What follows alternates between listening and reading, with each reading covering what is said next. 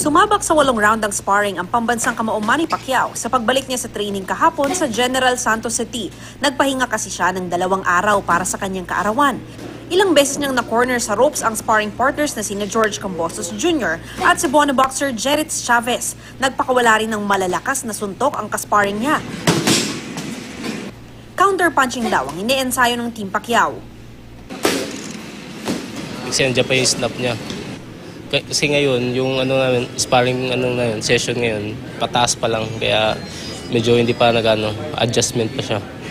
Kaya madami pang hindi pa niyang binibigay. Hindi pa niya binibigay lahat. Oo, iba yung paramdam. Pero masarap rin. Maganda sa feelings. Nag-punch mitts pa sila ni Coach Buboy Fernandez pagkatapos ng sparring. Meron din core exercises. Habang nag-eehersisyo, nakuha pang kumanta ng pambansang kamao.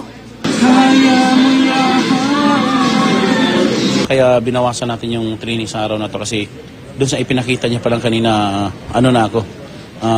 kumbaga, satisfied lang ako doon. Happy ako sa naging resulta ng sparring ko, yung sa style, yung isang timing. Importante kasi timing, kinukuha ko yung timing. Nasa mga 80% na yung timing natin. Nanood ng training kahapon ang panganay ni Manny na si Jimwell at kapatid na si Bobby.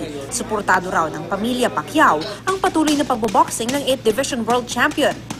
Ito ang unang balita sa General Santos City. Mav Gonzalez reporting.